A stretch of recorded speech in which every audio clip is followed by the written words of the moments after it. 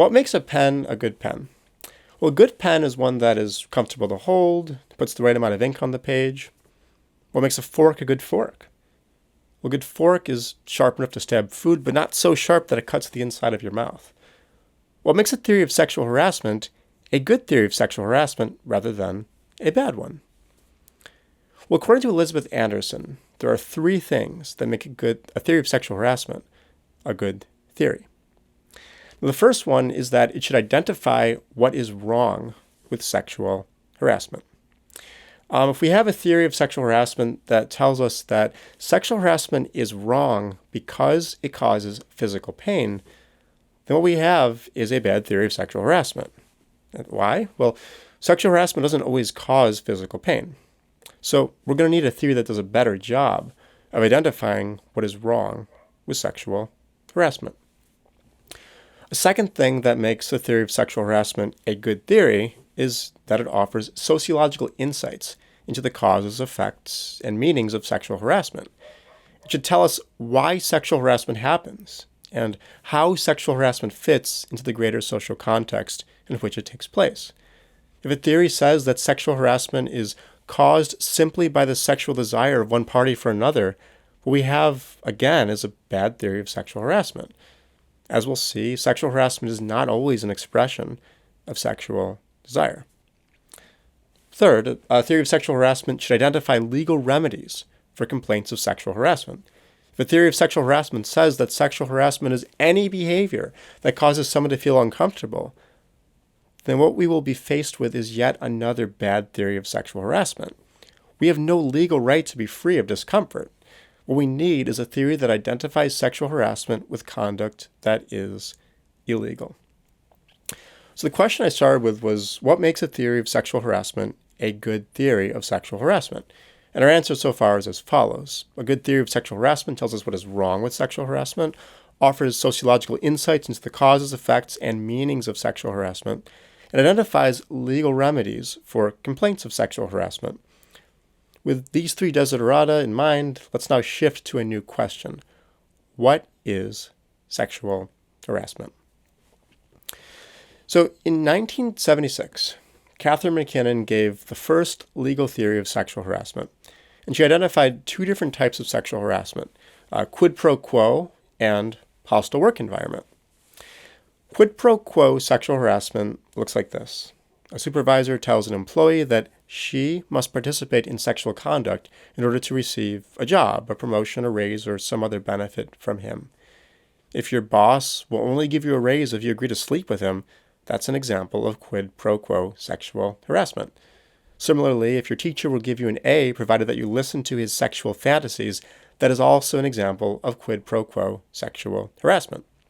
In a hostile work environment, second type, an employee is subject to unwelcome sexual conduct by the employee's supervisors, coworkers, clients, or customers in a way that creates an intimidating or offensive working environment, or just otherwise interferes with the employee's ability to work. So if you show up to work and all of your coworkers have pornographic images on their desks or are loudly sharing sexual jokes with one another, that's a hostile work environment. So I want you to note the pronouns that I used in describing sexual harassment in the descriptions that I just gave. When I used pronouns at all, I referred to male supervisors harassing female subordinates. And that was not a mistake. That was intentional.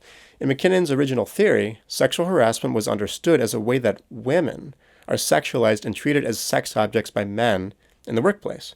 And we're going to explore criticisms of that framing in a few minutes, but I just want to note it first. So let's evaluate her theory using the three desiderata from before. So MacKinnon's answer to the question, what is wrong with sexual harassment, is that sexual harassment involves the sexualization of women by men. And the greater sociological context in which sexual harassment takes place is an overarching sexist society. In order to identify a legal remedy for cases of sexual harassment, MacKinnon did something brilliant. She associated sexual harassment with sex discrimination based on Title VII of the United States Civil Rights Act. So let's break that down. Title VII bans singling out women for harmful treatment in the workplace. And by saying that sexual harassment results in sex discrimination, the stage is now set for arguing that sexual harassment is in violation of Title VII of the U.S. Civil Rights Act. And in 1968, the Supreme Court vindicated MacKinnon's theory by ruling that sexual harassment is in violation of Title VII in a 9-0 ruling in the Meritor Savings Bank versus Vincent case. MacKinnon herself was a lawyer for Michelle Vincent, a young black woman who had been fired from Meritor Savings Bank after having been coerced into sex and sexually assaulted many times by her supervisor, Sidney L. Taylor, over the course of a 3-year period.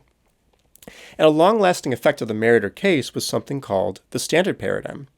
The standard paradigm represents how the court understood what sexual harassment is, and it has 4 elements.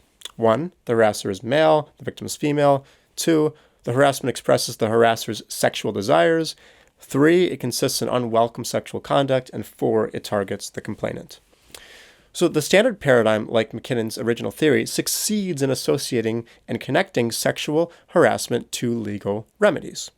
In other words, it succeeds in letting us say that sexual harassment is illegal. But it differs from her theory in its articulation of the greater social context in which sexual harassment takes place. On the standard paradigm, sexual harassment is an expression of male, heterosexual sexual desire. On MacKinnon's theory, recall that sexual harassment was a manifestation of sexist structures of domination and subordination. But how good of a job does the standard paradigm really do at identifying the wrong of sexual harassment? Let's consider a couple of examples. So here's an example Elizabeth Anderson gives. Coworkers of any rank engage in verbal and physical harassment of gender nonconformists, of masculine women and effeminate men. For example, coworkers might accuse a muscular woman of being a lesbian, regardless of her known sexual orientation, or suggest that she has a penis. Men might harass other men perceived to be effeminate. A sexually shy man who has not had a girlfriend might be ridiculed for his sexual naivete, subject to bagging, whether grabbing his testicles, threatened with rape, or forced to his knees while a broomstick is shoved into his anus. These are all things that have actually happened in real cases. So that's the first one. Here's another example, horseplay. Male coworkers bully and haze other workers, forcing them to submit to sexual and non-sexual battery, assault, and insult, including bagging, goosing, genital exposure, genital taunting, running a gauntlet, mock rape, and wrestling. So both gender policing and horseplay of the sort just described should count as sexual harassment. But neither counts as sexual harassment based on the standard paradigm because the gender roles can differ and the harassment needn't express sexual desire. We can find examples of sexual harassment that violate the other 2 parts of the standard paradigm as well. So we're going to need to do better than the standard paradigm. So we're going to look at now our 3 different models of sexual harassment. So Anderson discusses the following. She discusses dignity, equality, and autonomy theories. And we're going to go through each of these in turn. So dignity theories say that sexual harassment involves a harm to a victim's dignity.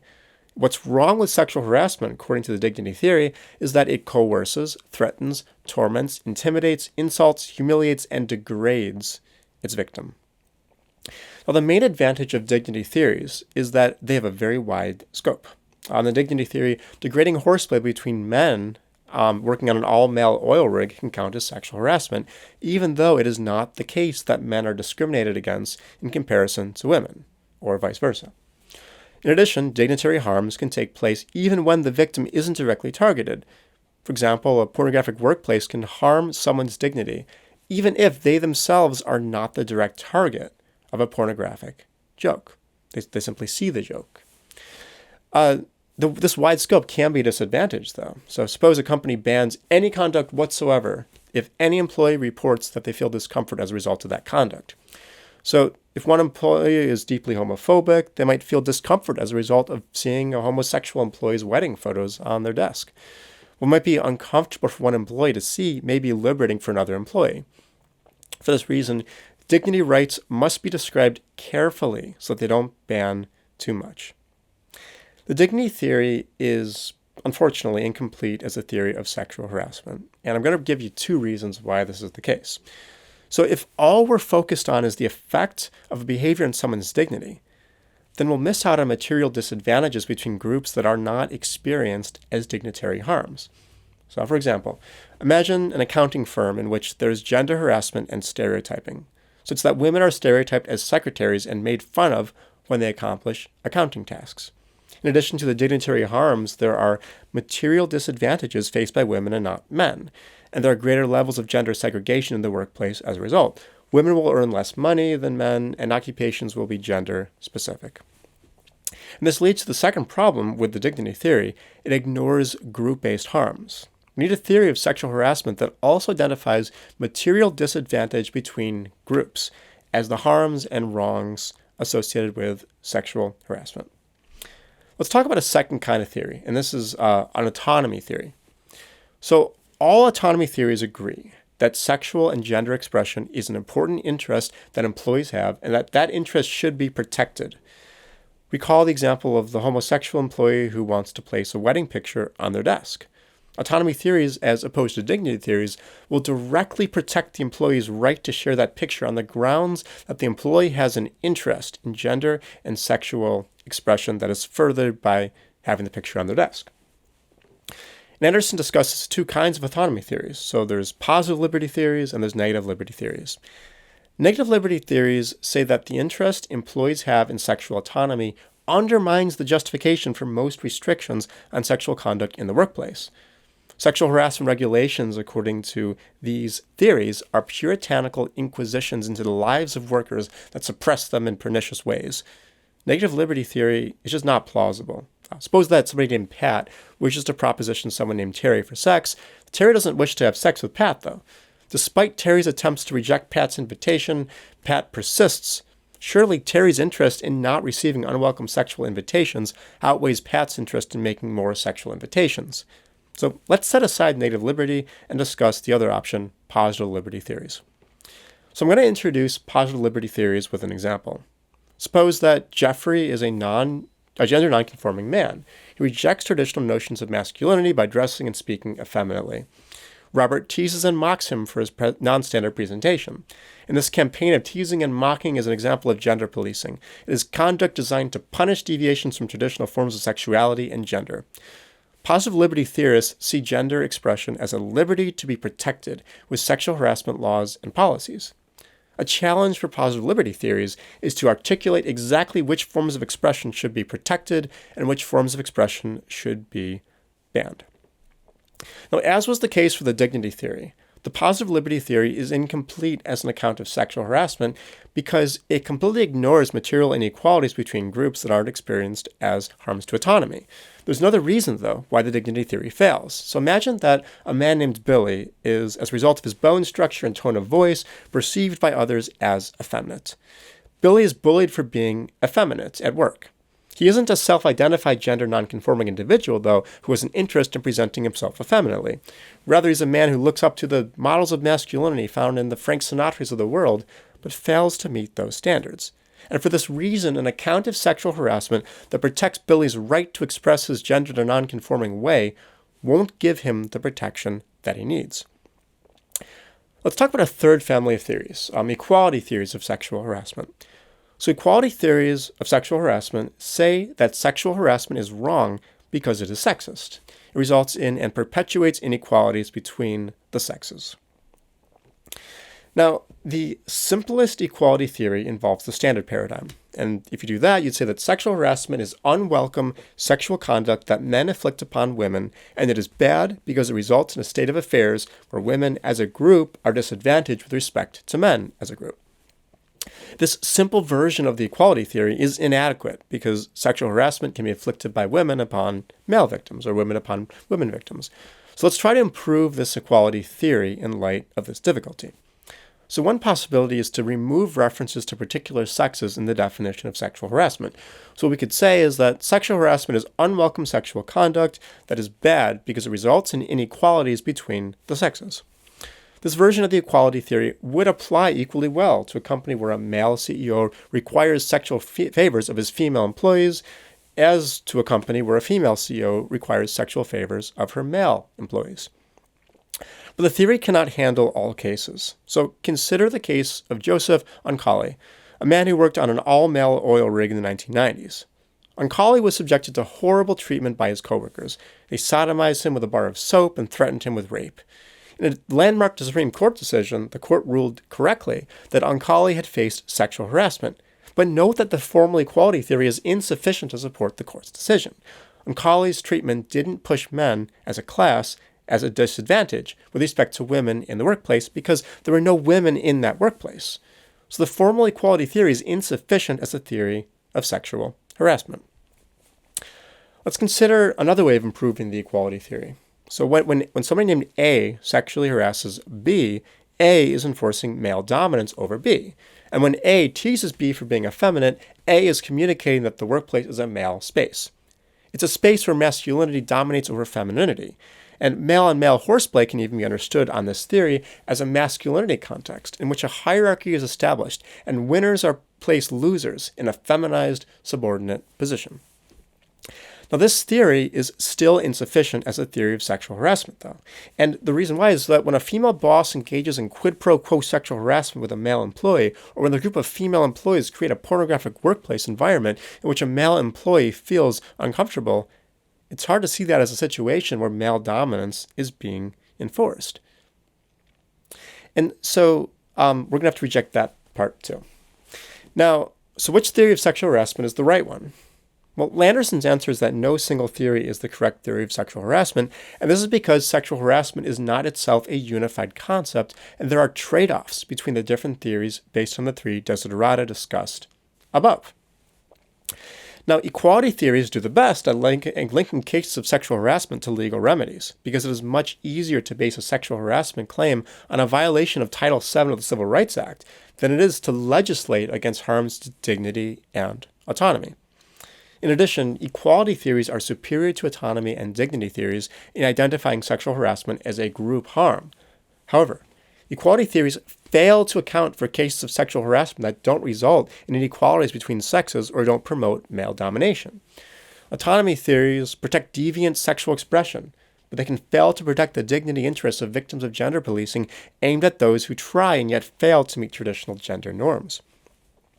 Dignity theories protect workers from humiliating and degrading treatment, but they fail to protect individuals whose legitimate gender expressions offend the delicate sensibilities of homophobes. So here's the upshot. We have interests in dignity, autonomy, and equality.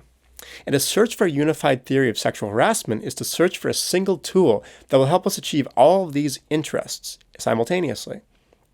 There is no such tool, however, because dignity, autonomy, and equality interests sometimes pull in opposite directions. If I'm offended by your sexual expression, then my dignity interest and your autonomy interest pull in opposite directions. And as we've seen, sometimes my dignity interest is stronger than your autonomy interest, and sometimes the reverse is true. What we need, then, are rules that are well suited to achieving the best balance in our workplaces, given the kind of work being undertaken, the demographics of the workplace, and the unique needs and interests of the workers. We will need some tools for protecting dignity, some for protecting autonomy, and some for protecting equality.